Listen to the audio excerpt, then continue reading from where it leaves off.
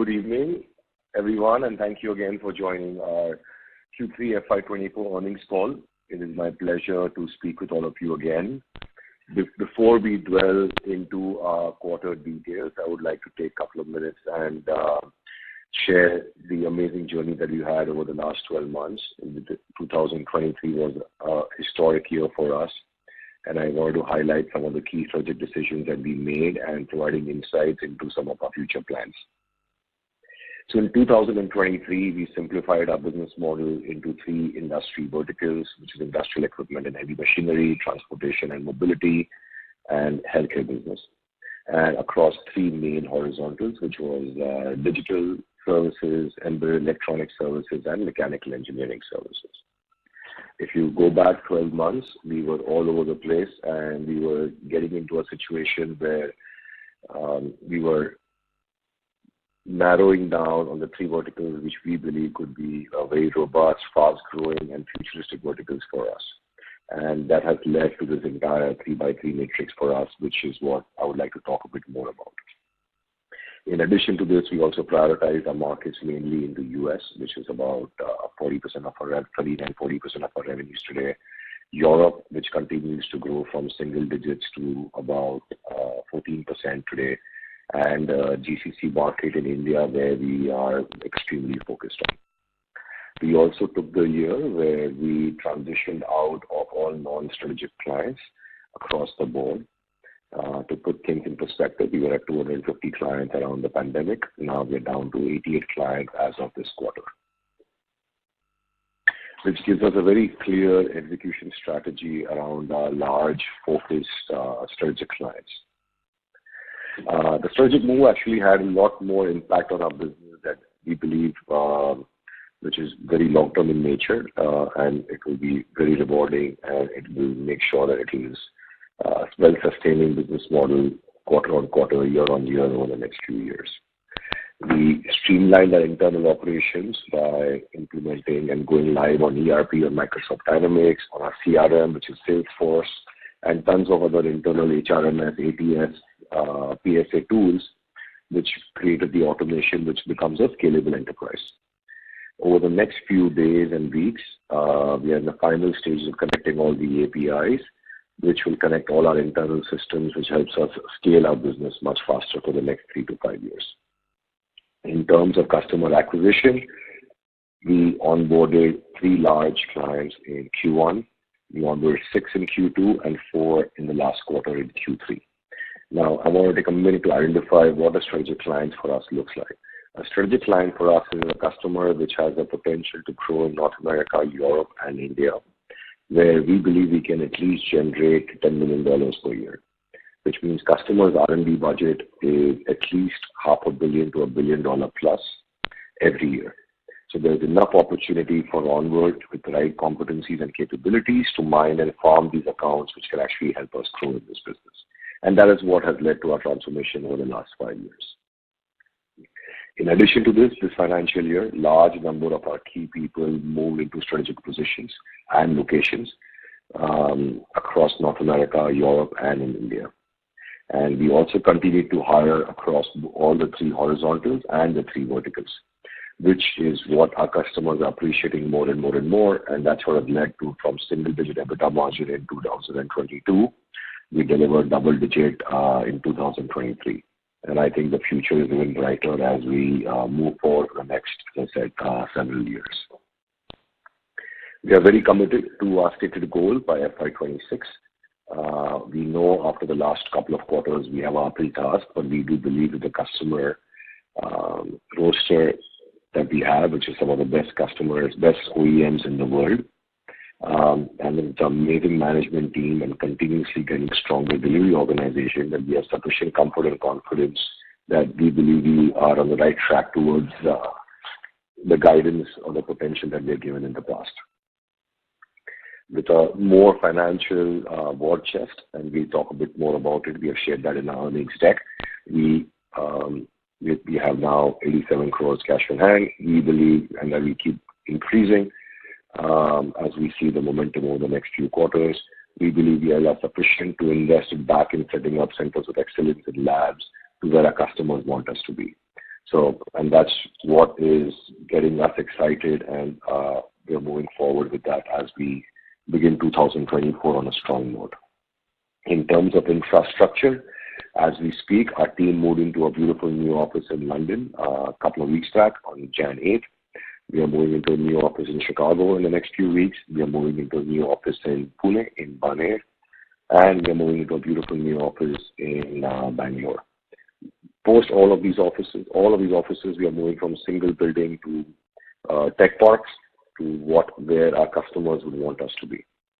And this will help us increase our offshore coverage and our offshore presence, where we can deliver more confidently, meeting all the necessary data security standards of our OEM customers. Now, coming back to the 9 months of this financial year and then the quarter.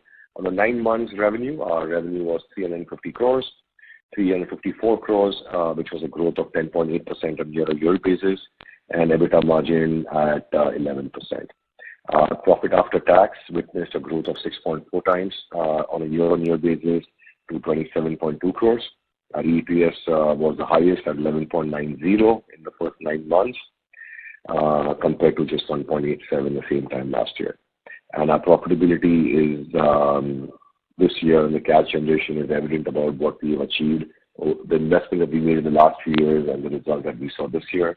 And we believe that what we are trying to do now the next few years looks even more exciting. Coming back to Q3, our revenue witnessed a decline of 5.1% quarter-on-quarter to 114 crores. And this was primarily linked to the furloughs and in the holiday season last 2 weeks of December. We were on a right track, but I think that impact was substantial for us, where 25 plus clients of ours declared complete shutdown and furloughs, and which had a one-time impact of 6.18 crore. If you add that, the numbers would look very different.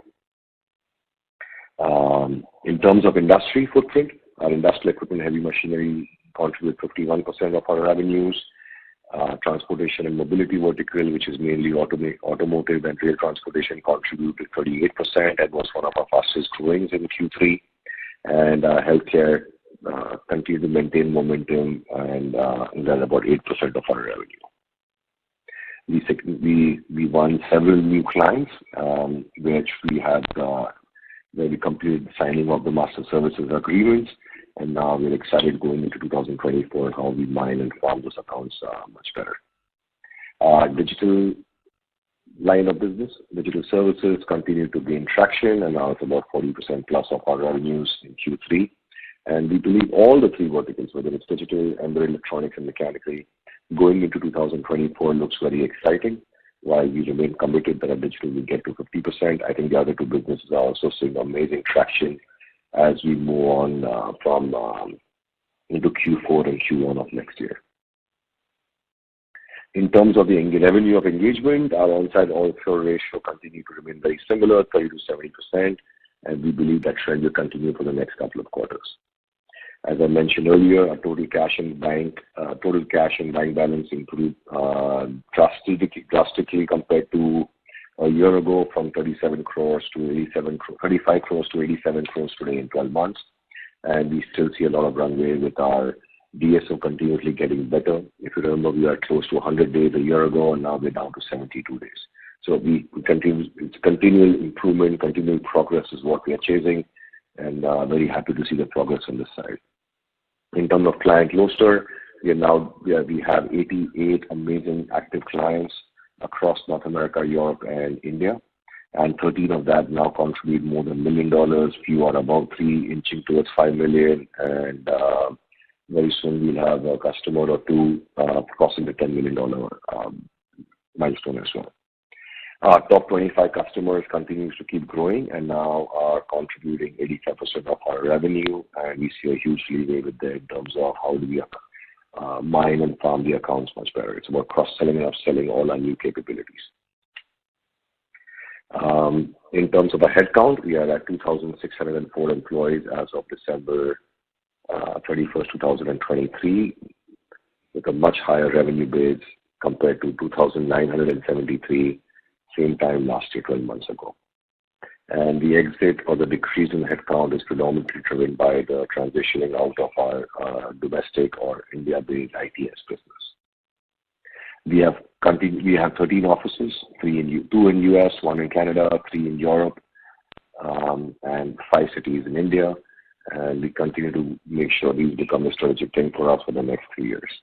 So if you see our planning, and that's what we have driven in terms of upgrading all our infrastructure in line with what we are hearing from our customers. And my last point, I'm very happy and delighted with all the hard work I've done over the last several years.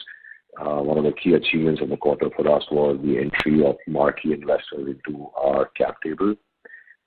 And very excited to see their confidence in our business model, our management team, and what we are going after. So again, welcoming them in the journey, and we look forward to welcoming more institutions to be part of our journey as well. To conclude, we are optimistic about the future growth opportunities. Our commitment to profitable growth, focused industry verticals, and strategic geographical presence remains untiring. We appreciate your continued support, and I will now hand over the floor to the operator to start the Q&A session. Thank you. Thank you very much. We will now begin the question and answer session. Anyone who wishes to ask a question may press star and 1 on their touchtone telephone. If you wish to remove yourself from the question queue, you may press star and 2. Participants are requested to use handsets while asking a question. Ladies and gentlemen, we will wait for a moment while the question queue assembles.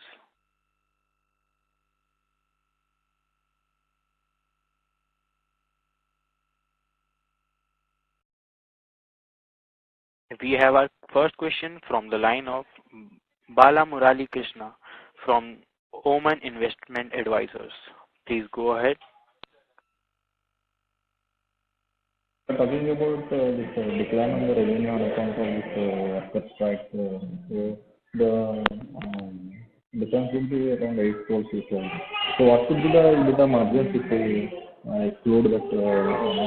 Mr. Bala Murali, your line is not clear. There is a lot of disturbance. Come again. Yeah, in this quarter, we have declining revenue as compared to last quarter, and we told that because of the worker strike, so there is a difference of around 8 crores. I would request you to please use the headset. Yeah, I'm using a handset only. Yeah, now you are clear. Please go ahead. Yeah, this quarter we have a revenue decline because of this worker strike. So there is a difference of around 8 crores revenue recognition. So what could be the EBITDA margin if we exclude this one-off in this quarter?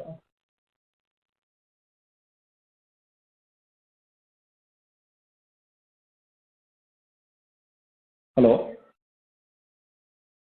Yes, hi Bala, Jigar here. I think your question was if there was no furloughs, what would be the EBITDA margin? Yes.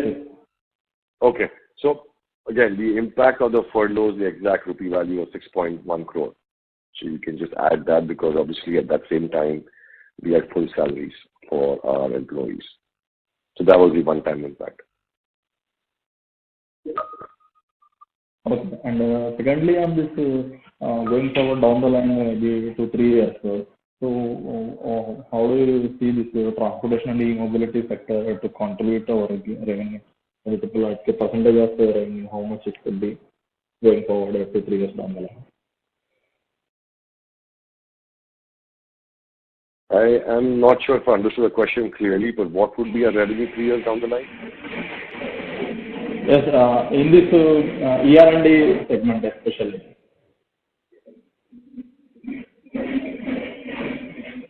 So for the first 9 months of this year, our revenue is 354 crores. And we believe as a milestone, what we are pursuing, what we are focused on is how do we get to or we deliver $100 million by FY26. So that's the milestone that we are chasing. That's the milestone that drives us, that we are passionate about. And we believe that is still something that we can achieve. The entire focus of mine and our entire management team and the rest of the team is on execution. The potential is there. And why we feel good is We have the customers and we have the employees. So two of the biggest challenges what a growing young company like us has is that, and I think we have overcome that. Now we are at a stage where it's all about execution.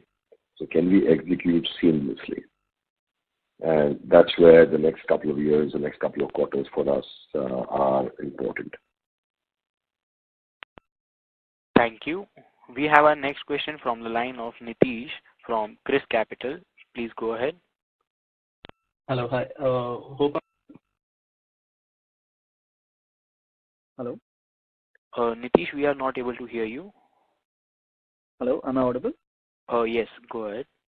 Yeah. Hi. So I have a couple of questions. The first one on growth. So just wanted to ask what gives the company confidence that growth will come back. And just another one, that has the new account billing started?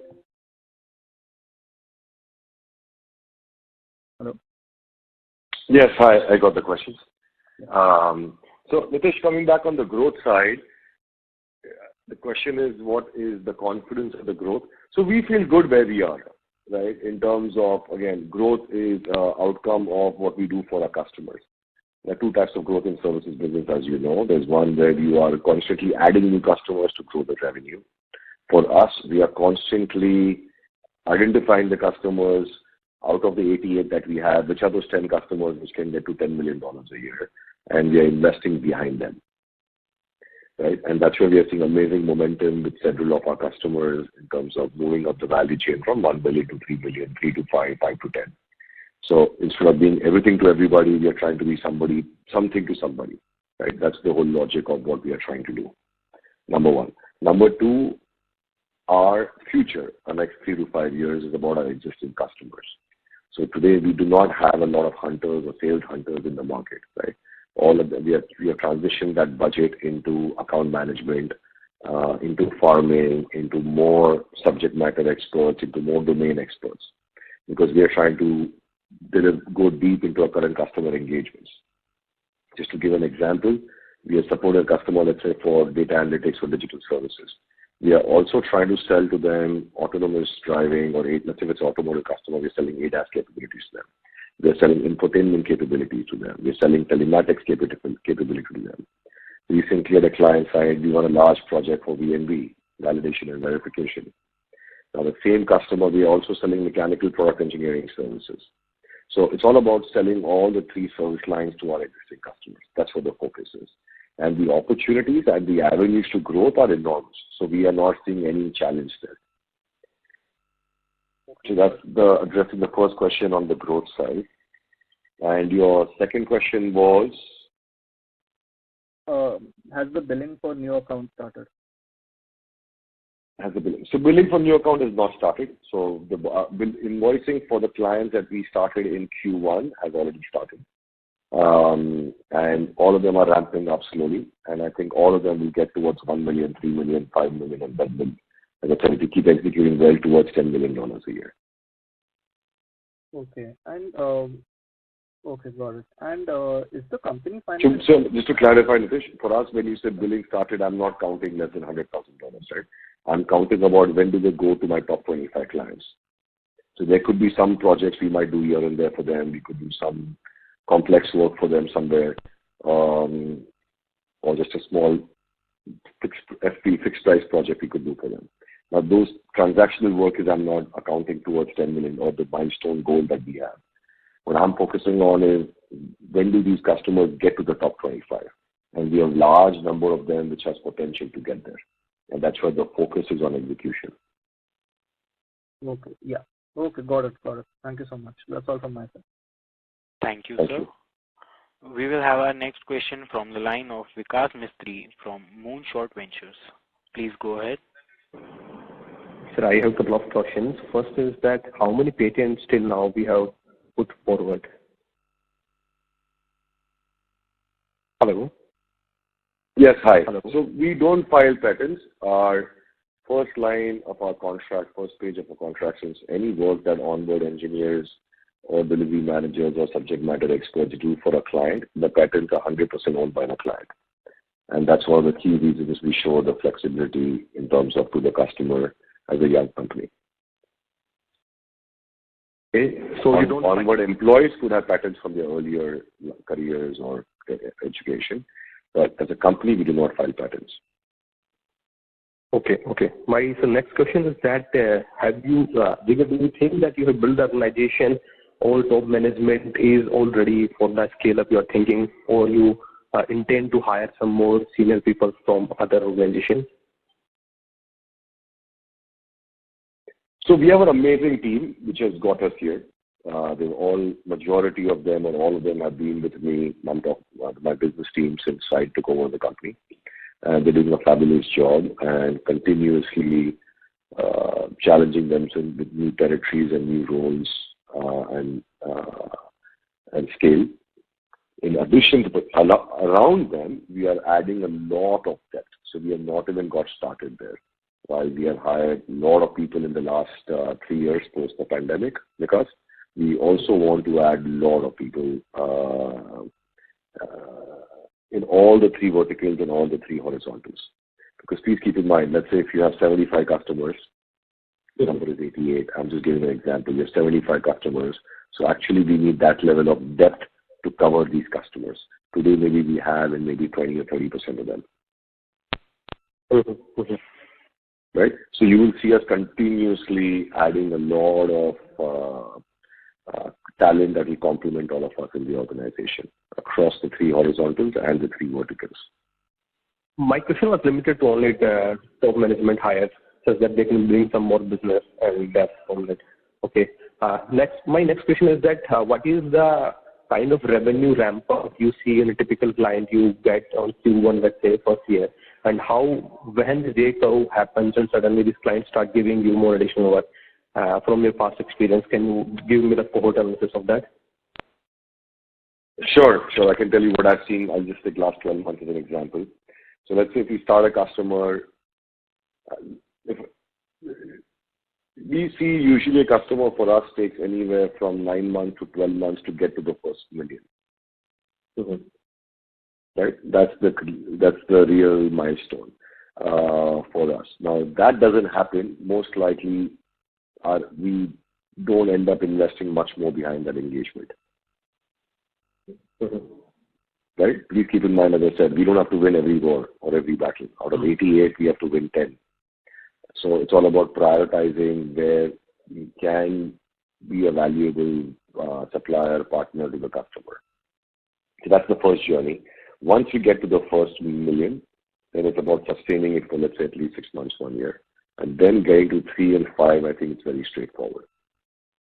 Mm-hmm. Mm-hmm. Right? So you can easily get in the 3rd or 4th year to $3 to $5 million. Okay, sir. My final question is that when you see that our revenue bifurcation from time material to contract wise, when you see this shifting material to the contract side, or it will remain same as it is as of now? So I've shared this earlier. I think I get this question every quarter. I personally prefer the time and material thing because we're still a very young company in a very large ER&D industry, a very matured industry. So our biggest strength continues to be to provide the flexibility, the agility to our customers. And that's where our customers like us. And I think we continue to do that part. In some customer engagements where we have reached certain level of maturity, where we have a ODC for them, we are setting up another dedicated center for them or a lab for them. Those areas we can get into fixed price projects. So we are seeing that happen as well with some of our larger customers, the customers where we have relationship for more than 5 years. Okay. So in the near term, T&M will continue. In the long term, we hope to start bidding for large multi-million dollar. That's always a dream, large multi-million dollar fixed price projects. A lot of our delivery leaders have a lot of experience executing large projects. The backdrop of this question, Jigar, was that we are seeing that Gen AI and other AI, LLM, will start cannibalizing some of the work which you do on digital side. Do you think that any such threat on your side? Because if you try to put time and material, then that will get cannibalized. That's what excellent question. It's something where we have to move towards. We are not spending a lot of time or our investments towards that today. That's what we would like to do. Okay. Thanks. Thanks, Sridhar. Thanks a lot. Thank you. Thank you, sir. We will have our next question from the line of Lokesh Sharma, Family Fund. Hello. Hello. Am I audible to you? Hello. Yes, Yes, please. go ahead. Yes. So overall, I think this is a holler of a quarter, especially in light of stake sale done by promoters and your PE partner. So I can't understand why has our growth slowed down so much, considering we are a $60 million company. So what steps are we taking to start growth again? And will there be any impact on margins?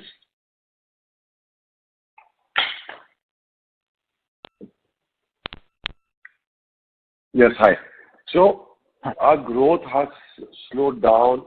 Growth has definitely slowed down compared to 2022 because the focus was on more value-added business and more quality business. The Q3 impact took us by surprise as well, predominantly because of just it happened last 1 week or 10 days of December, where customers announced furloughs or shutdowns or vacations. I don't know what happens in other companies, but this happened to Onward, and it's very new to us. And it's something we are learning to, and I think we'll be much better prepared for it in the next few years. So I think that was the first question. In terms of the second question, in terms of growth coming back, I think the growth, we should see exciting opportunities and growth coming into both in 2024 and in 2025. I don't think we're starting a quarter saying that we're not going to grow. I think we're starting a quarter saying we want to grow, and then there are a few things which are catching us by surprise. And while we don't want to compromise margins, that's one of the reasons why we feel very good about what we've achieved last year. Now, coming into 2024, I don't think we will be compromising either top line or bottom line growth. Objective is to build a high-quality business around high-quality clients with extremely high-quality talent. That's what the goal is. And we remain passionately focused on it as every day when we come into office. Okay, thank you. And secondly, looking at your LinkedIn page, we have done a lot of senior level hiring in the healthcare space. So what is our plan around that? And when can it start contributing materiality to our revenue?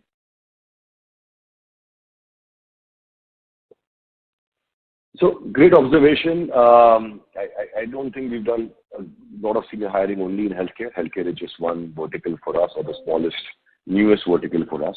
We have 3 verticals. We are hiring people in all the 3 verticals based on the size and scale of the vertical. So, for example, if it's an industrial equipment vertical, we are hiring a lot of people there, which is, so let's say it's 50% of our revenues and 50% of our contribution, then 50% of Onward investment goes there. So we're not necessarily in a situation where we take away the resources from industrial and put in some other vertical, just to clarify that. So we're investing in all 3. You will see in the next couple of days, weeks, huge number of people joining our transportation and mobility vertical. So all the 3 verticals is something we are very excited about, and we grow all 3 of them. Some things are seasonal, some vertical will grow in this quarter, and some vertical will grow in the other quarter. But we like all the 3 verticals, and we do not have a preference 1, 2, 3 years from now, 3 years down the line, which one is the biggest or which one is the fastest growing. We want to invest behind all 3, and we are seeing amazing traction and a sales funnel as we speak. Okay. And you have given a guidance of 100 million for financial year 26. So what is the sanctity of that now? Considering the billing has not started yet, so what is the sanctity of that now? So I shared this earlier. I'm not sure if you missed that, but we are, as I said, that's our goal, right? We set up the goal in 2020 or 21 when our strategic business was hardly $10 million, right? So it was a dream that we said, okay, what is the right goal for us to come out of the pandemic, to come out of sitting at home? And we came up with a goal. We are already much ahead of halfway through the journey. And we have to keep executing towards the balance. As I said, the clients are there, the team is in place. It's all about execution and in some cases getting lucky, right? Otherwise, I don't think there is much complications or science in it. But it's all about Onward team and the team that I have put in place. We are able to execute. Okay. Thank you. So we are very committed and driven towards the goal. We are not changing it every day just because of one quarter or 1 year what happens. Okay. Thank you, Jigar. Thank you, sir. We have our next question from the line of Sriram, an investor. Please go ahead. Hey, thank you. Jigar, Sriram here. Just the same questions. I think you answered it, but in terms of the sequential decline, the revenues also declined year on year when the furlough must have been applicable last year as well. So, any other reason other than furlough that the revenue declined even on year-on-year basis?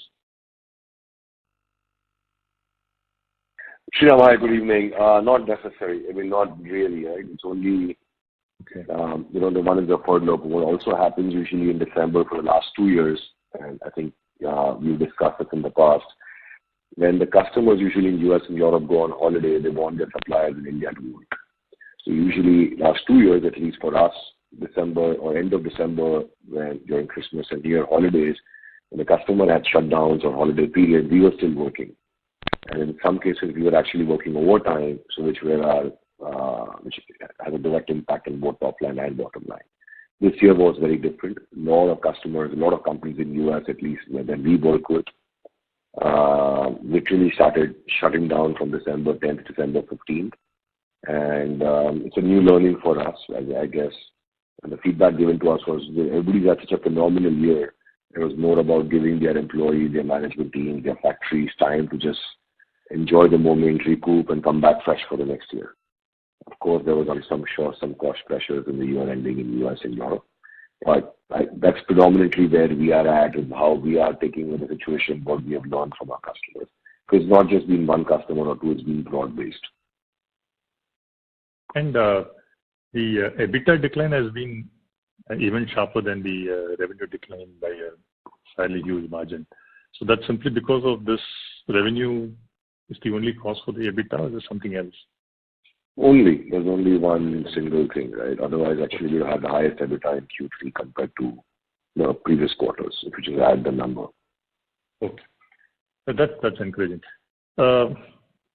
You referred to this a couple of times in this call itself, Jigar.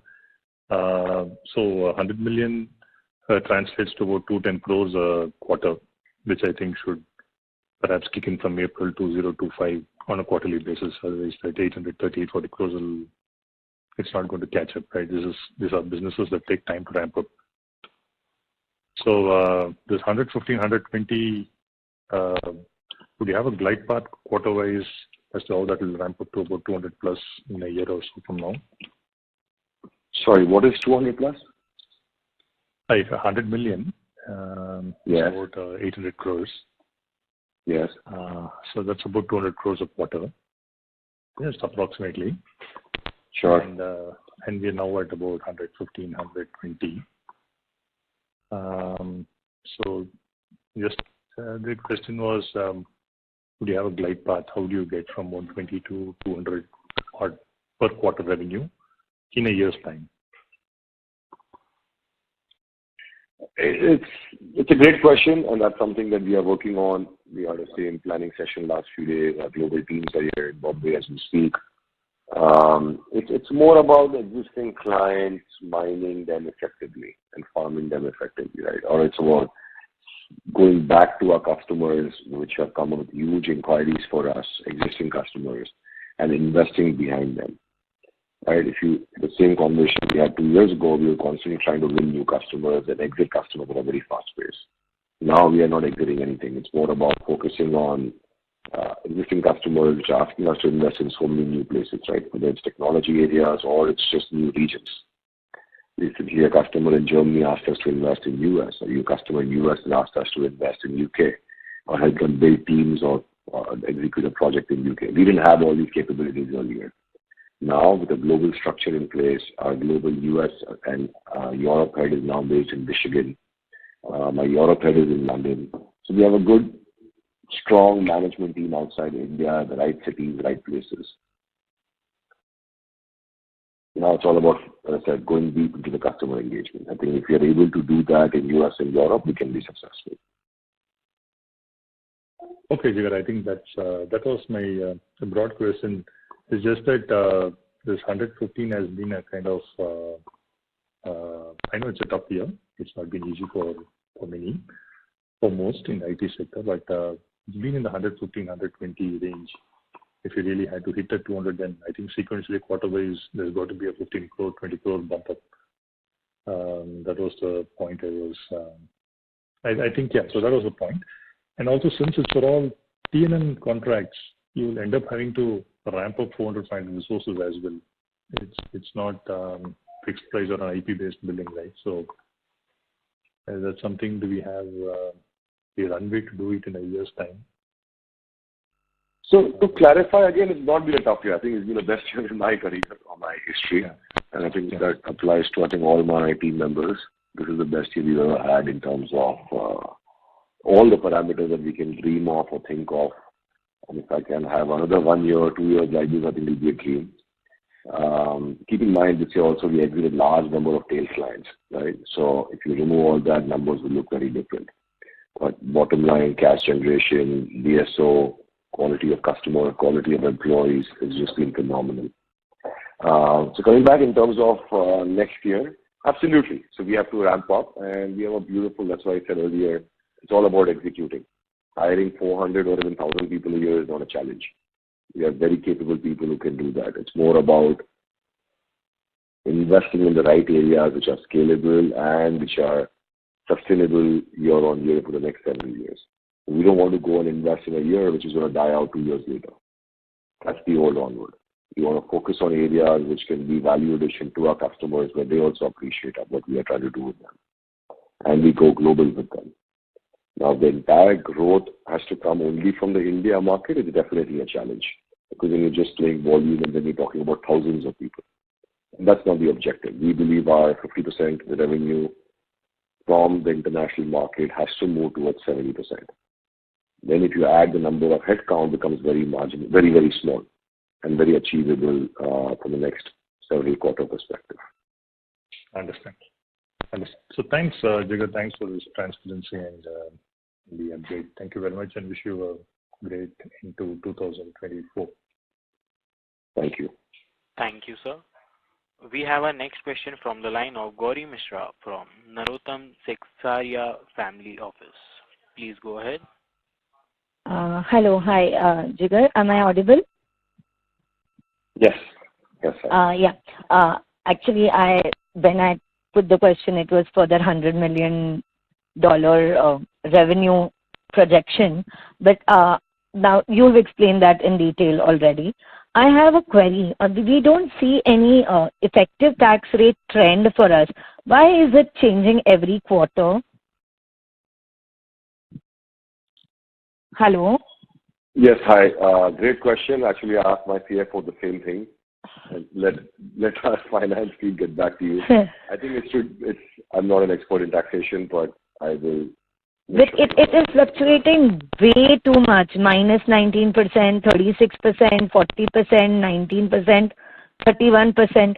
So there is no trend at all. I mean. No, we will make sure we have an answer from you both from our statutory auditors, which is KPMG BSR, and from our CFO. Asha, if you can please take a note and get back to them in the next 24 hours or by Monday morning. Sure. Yeah, and just might sound repeated question because this $100 million everyone has been asking. I understand that there is luck which is going to play a factor when you already you are capable of hiring and you are looking into mining the right clients at the right place. How confident are you on probability that it will not slip? There might be obviously difficult years. Do we see any slippages happening in our target of that 100 million by FY26 end? Just trying to figure out how is the global market shaping. How confident are you that we would achieve that?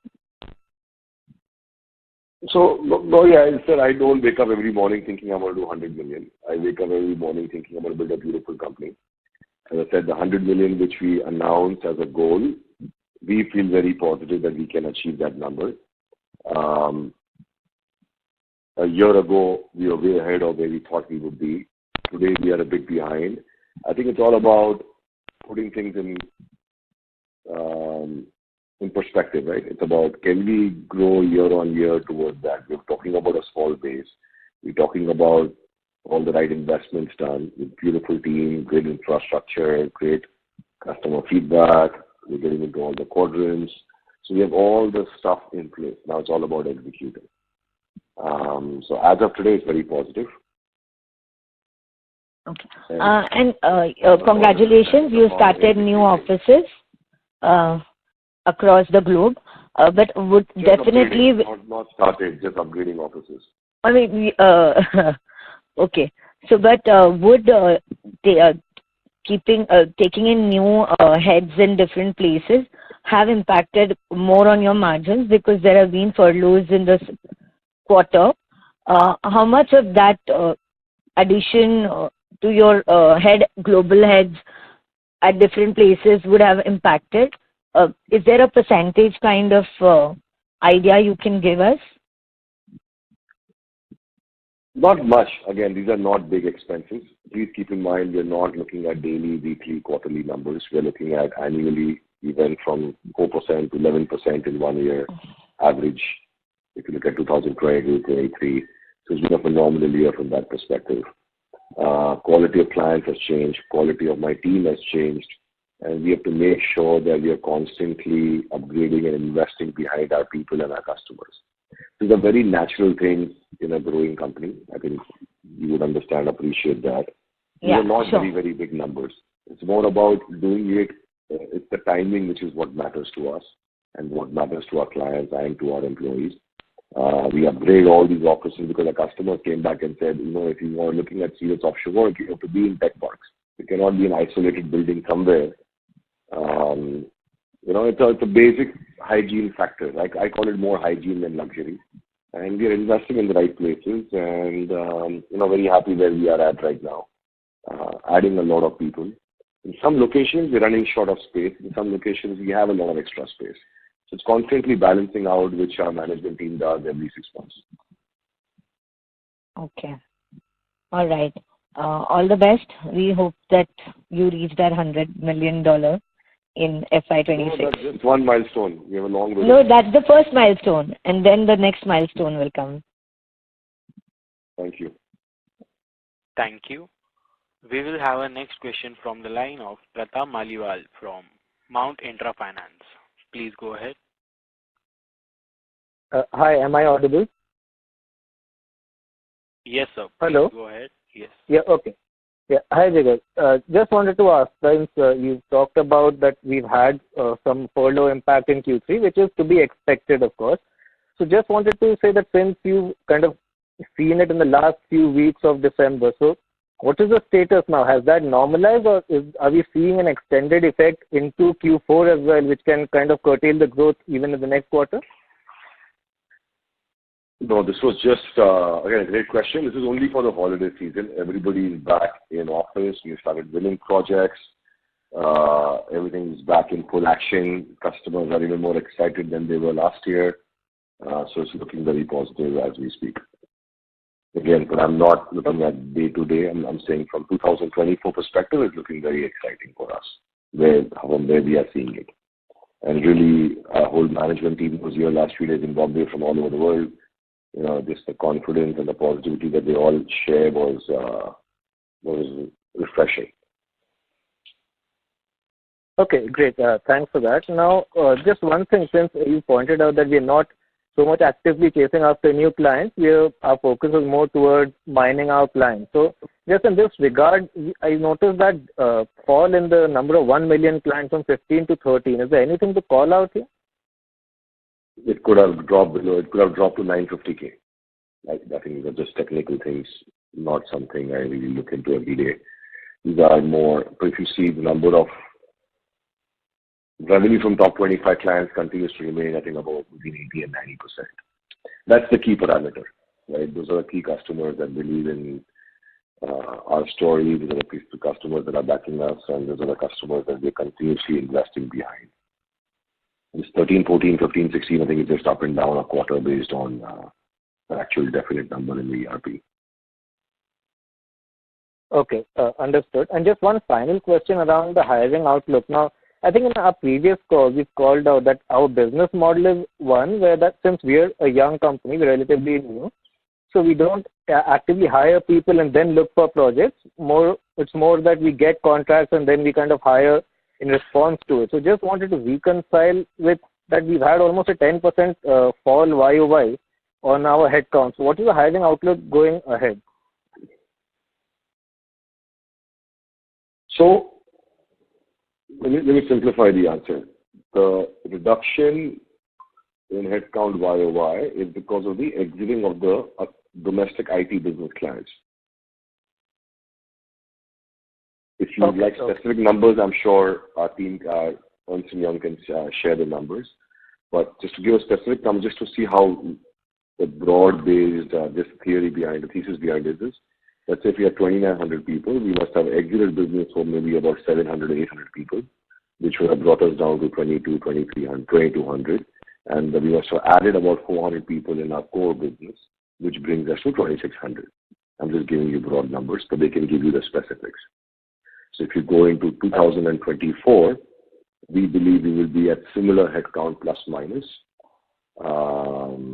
let's say below 27, 2,800 by end of this year. I'm just guesstimating based on what we are seeing. But all the new hires happening in US and Europe, some hires happening in India, and we continue to exit large tail accounts.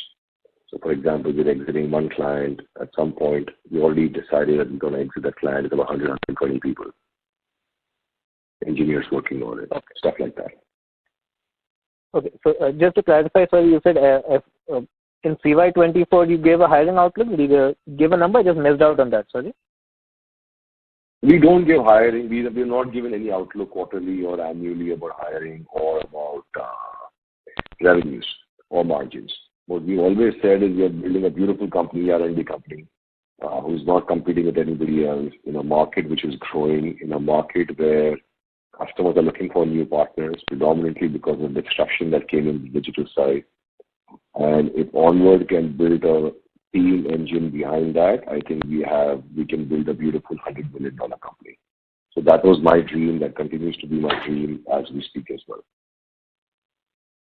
Okay. Thank you. Thanks for taking my questions, and best of luck for the quarters to come. Thank you. Thank you, sir. We have our next question from the line of Mr. Prolin, an individual investor. Please go ahead. Hi, Jigar. Thank you for giving me this opportunity. So, I want to clarify a few things, right? Firstly, as you said, right, this year has been great for you based on all the parameters. But again, for the last 4 quarters, even if I include the furlough impact of December quarter, we have been at a revenue run rate of 120 crore. So what you mean by, a great year, is this the quality of revenue which you are attributing to? And can you touch a little bit more on that aspect? And in case what I understand is that you are exiting an India business which was not your focus area.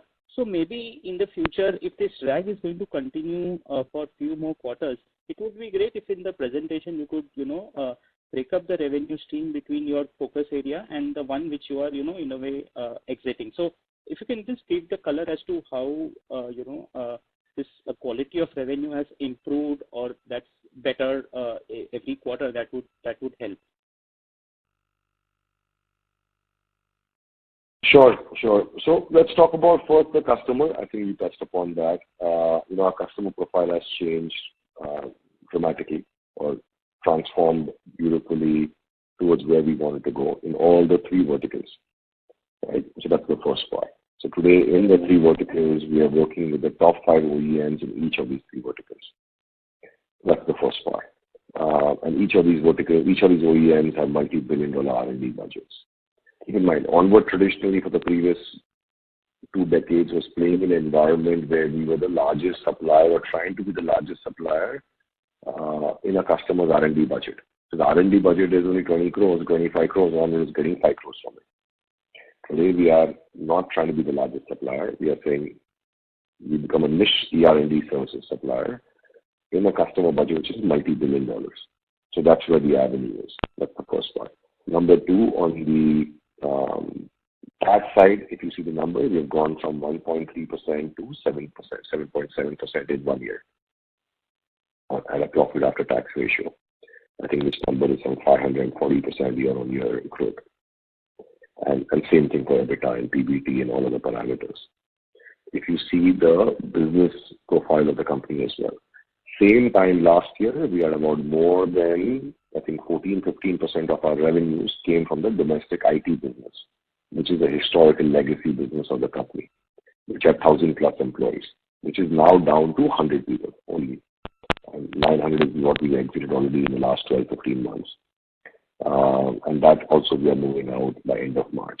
So that's what I mean by the quality of business. Now, if you look at what is domestic IT business, why did we exit that? They were not loss-making clients. They were very good clients. But you're invoicing at $3, $4, $5, $6 an hour, right? Compared to the average $16, $18, $25 an hour is where we are investing behind. Sure. Thank you for that. Sorry. Right. And on the international business, we had a beautiful business that we used to run, transaction business, a project business that we used to run. So people who understand Onward who had a chance to visit our offices, we had a very large team at some point in time, 4 or 5 years ago, for our manufacturing business, which our biggest customers used to be tier 3, tier 2, tier 1 suppliers in Mexico, in Europe. They were doing robotic works, jigs, fixture, tooling business. An entire business we exited in December 2023, which is 3 weeks ago. We exited the business. The capability exists where we're supporting the same thing. Our engineers, our teams, our managers are supporting now OEMs directly. We just exited the transaction business where we would put in 50 engineers for a project for 9 months, and there'll be a lull for 3 weeks, and then we'll again put in another 70 engineers for another 6 months. Then there'll be lull for again 2 months. That whole cycle of the project, fixed price project, is what we have moved out of. And that's what makes us feel great. Now we are working with OEM through the year and hopefully for the next 5 to 10 years. And all of this is the outcome of the cash on hand, just to close the conversation. Right? We've gone from 35 crores cash on hand to 87 crores cash on hand in 1 year. And hopefully we can keep building on this. Fair point, Jigar. So actually, you know what, I mean, when you talk about this OEMs, right, I mean, I'm just looking at your 2 years back conference call transcript as well. And that time also we had 6 of the largest 10 global OEMs as our customer.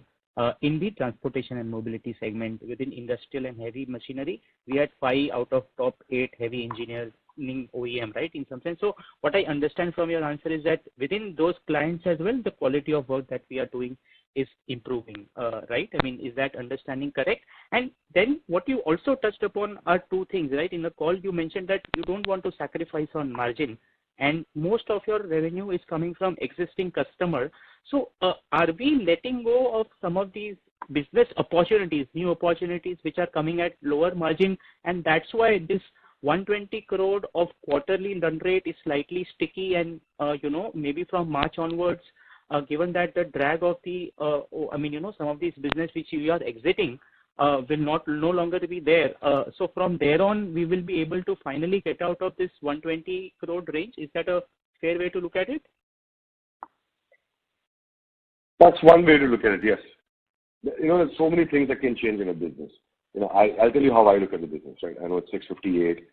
I'll look at how I look at the business. We had these customers, rightfully, as I said, 2 years ago, and maybe 3 or sometimes 4 years back as well, some customers. The difference was we were doing maybe only mechanical work for them, or only, let's say, some support work for them, application support. Today, we are working on actually new product development for them, or we're setting up a ODC for them, or we are engaged in projects which are on the embedded side where we did not even have a capability or a capacity 3 years ago. And last is all these customers that I'm talking about. Please keep in mind, our biggest selling point today, what we're selling to the customers, is digital services. And that's where that has gone from 0 a couple of years ago to about 40% plus now. So that's what we're selling. We're not necessarily selling mechanical services or embedded services to customers. We are selling digital services. And once we convincing the customer, then we are going back into other areas. So everything has changed from a company perspective. So if you look at it from an inside out, outside in looks a bit similar to, as you rightly said. Inside out, we're a whole new company with a completely different way of looking at stuff. Sure. Jigar, can I push one last question if you are okay? Sure. So I mean, we have been in investment phase, right? In terms of we have been recruiting business heads, we have been recruiting some of the client-facing people also for quite some time now, right? At least for the last 2 years is what I understand. So when you at the top of the business, when you look at the base business, right, and the growing part of the business, right, in some sense, how do you ensure that the base business or whatever you have already invested in is giving you enough ROI, right, in some sense? And based on the inputs that you get from the existing part of the business, how do you fine-tune the kind of investment that you want to make in the future? Just want to understand from your lens, right, inside out, how do you look at this, the core, the part of the business which is getting into stability and the other part of business which is continuously growing, right, in some sense? So if you can just give us some sense as to how you look at that, would be very helpful. Sure. Just to simplify, let's take US as an example, right? My head of US was here last couple of days. We have, let's say, 15 large OEMs or 15 customers, which each needs committed investment from us. Today, my sales team is supporting it and my delivery organization from offshore. That's not enough. What these customers, which are the largest OEMs, is now they would like us to appoint an account manager in that location where the customer is based. Number one. So you look at from a pure cost perspective, that's $100,000 or $200,000 investment straight.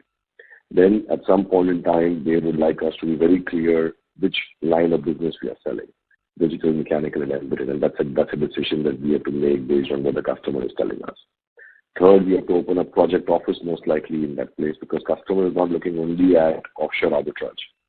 Because the customer might or might not have a capital center in India. What they're looking for is a young, serious company which is debt-free, with a very strong corporate governance, who they would like to partner with for the next 5 to 10 years. Because please keep in mind, these OEMs don't add suppliers just by the fly. After a lot of due diligence they had, it's a huge cost to them. And the last point is, once, let's say, that $500,000 to $1 million investment is committed from our side, it's the whole mechanism that the whole company can support this customer to scale. So if all these parameters fall into place, that's where we come in. That's where we say yes. So let's say right now I've said yes to 4 customers where we will start the investment as early as February 1st. As soon as the team goes back to US. Sure, Jigar. Thanks a lot and all the best. Right? We'll invest heavily behind these 4 customers instead of investing behind 15. Understood. Right. We are narrowing down our focus. Very clear. Thanks a lot, Jigar, for all the answers. Thank you. Thank you, sir. That was the last question for today's conference. I now hand the conference over to Mr. Jigar Mehta for closing comments. Thank you again, everybody, for joining in today. I know it's Friday evening. Really appreciate your time. And I hope some of the Q&A helped and the opening remarks. If there are any further questions, please reach out to our IR managers at Ernst & Young, and we'll be very happy to address them next week. Thank you again, and have a great weekend. On behalf of Onward Technologies Limited, that concludes this conference. Thank you for joining us, and you may now disconnect your lines.